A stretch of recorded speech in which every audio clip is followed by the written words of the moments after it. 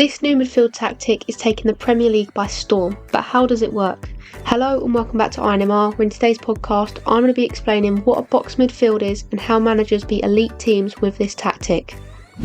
The box midfield is a tactical setup featuring 4 players, 2 deeper midfielders, often referred to as pivots, and 2 advanced playmakers or attacking midfielders, also known as number 10s. They're positioned to form a box-like shape on the pitch. The primary goals of a box midfield in possession are to control the ball, advance play through the thirds, and create goal-scoring opportunities for attacking players.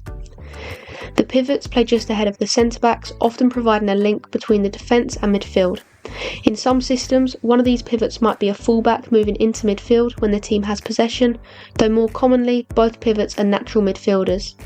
They can occasionally drop into the defensive line to allow fullbacks to push forward. Pivots receive the ball from the back line, aiming to combine with the advanced midfielders or wide players to progress up the field. This role demands spatial awareness and composure under pressure, as they're frequently closed down by opponents. The number 10s operate higher up, between the lines of the opposition defence and midfield. They focus on breaking defensive lines through incisive passes, dribbles or narrow crosses. Additionally, they link with forwards and wide players, contributing directly to goal creation and often scoring themselves. Out of possession, pivots focus on shielding the defence by blocking passing lanes and stopping central penetration. They also challenge for loose balls during direct play and support counter-pressing in midfield. Tracking forward runs from opposition players, whether central or wide, is crucial to maintaining defensive stability.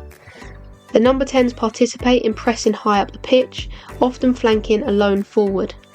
They may press centre-backs and wide areas, aiming to force opponents into lesser positions. In a more reserved defensive block, the 10s help protect the central midfield by restricting access into this zone. Box midfields are commonly seen in systems like the 4-2-2. For example, Red Bull Salzburg often attack with a narrow shape, turning wide players into central number 10s to create the box structure. This setup excels in transitions, whether counter-attacking or counter-pressing, with narrowed wingers linking midfield and attack effectively. Thomas Tuchel used a box midfield during his time at Chelsea, particularly in a 3-4-3 system. He employed pivots like Mateo Kovacic, Jorginho or N'Golo Kante to connect play and protect defensively, while attacking midfielders such as Mason Mount and Christian Pulisic created and finished chances. Antonio Conte also used a similar system at Chelsea. Jurgen Klopp and Pep Guardiola have adapted the box midfield by involving defenders in midfield roles. Guardiola frequently deployed fullbacks such as João Cancelo or Alexander Zinchenko in this capacity, while Klopp has used Trent Alexander-Arnold in a similar way. Guardiola also innovated by moving John Stones into midfield alongside Rodri during Man City's treble-winning campaign, creating space for attacking midfielders like Kevin De Bruyne and Ilkay Gundogan to push higher. The advantage of a box midfield is that it creates numerical overloads in the midfield, allowing teams to dominate possession and create central and wide attacking opportunities. It also facilitates counter-pressing, enabling quick ball recoveries in dangerous areas. Defensively, it offers strong coverage against direct play and protects the central defenders effectively. One challenge though is the vertical alignment of the pivots and number 10s, which can make it easier for opponents to block passing lanes.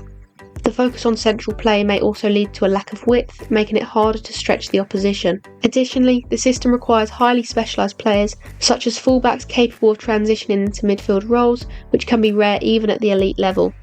Opponents who defend compactly in central areas can also disrupt the fluidity and effectiveness of the box midfield. That is where I'm going to end today's podcast, but there are plenty of others you can go and listen to. For more content, be sure to check out my website, that's inmrfootball.co.uk. On there you can find match reports, live blogs, club updates and so much more. And if that's not enough, INMR is also on Instagram and X, so you can follow me on both of those platforms for more daily football content. Thank you very much for listening and I will see you in the next one.